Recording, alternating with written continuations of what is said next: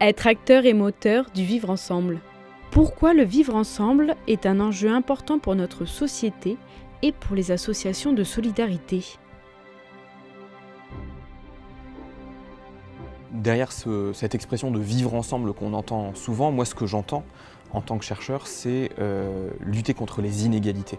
Parce que ce qui fracture la société française aujourd'hui, c'est aussi et surtout les inégalités de revenus, les inégalités de patrimoine, les inégalités de trajectoire scolaire. Et à partir du moment où différentes catégories de la population font sécession et cessent de s'occuper du bien commun, on voit bien qu'on a une France qui est écartelée par les inégalités.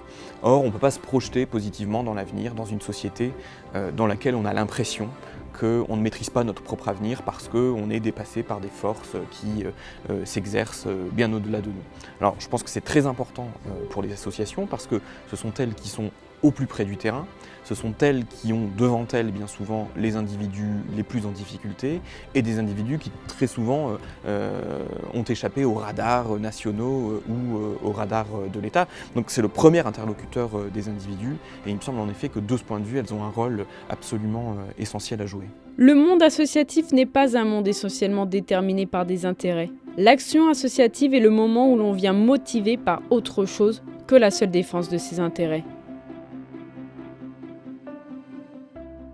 Je pense que derrière le mot « vivre ensemble », il y a une vraie ambiguïté. Parce qu'on peut vivre ensemble tout en étant parfaitement séparés.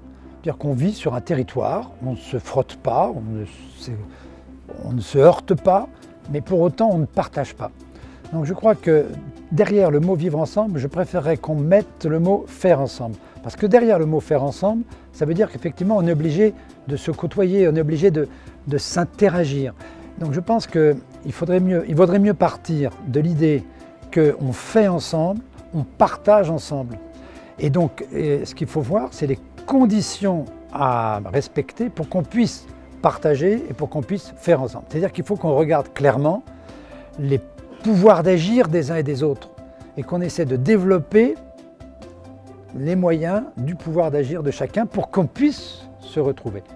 Voilà, parce que sinon, derrière le vivre ensemble, on se côtoie ensemble et ça n'a pas grand intérêt. Comment les associations de solidarité peuvent-elles favoriser le vivre ensemble ? Le vivre ensemble est basé sur la parole des gens. Il faut prendre les moyens de les écouter. Pour les associations, l'enjeu, il est de développer le pouvoir d'agir des personnes. C'est pour ça que j'ai utilisé le mot pouvoir d'agir, parce que sinon, les associations, elles peuvent être tentées de faire pour. Et non pas avec.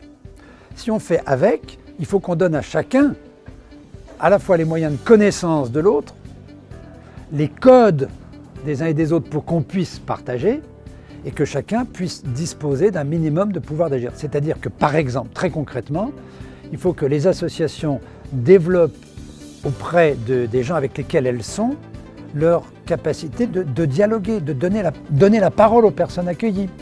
C'est l'enjeu qu'il y a dans le secteur médico-social des CVS, des comités de vie sociale. Mais il faut qu'on ait la force, la capacité et la volonté d'abord d'écouter les gens qui spontanément n'auraient rien à dire. Sinon, ils ne prendront jamais la parole. Les associations n'ont pas que des fonctions gestionnaires. Elles doivent favoriser le vivre ensemble, la solidarité.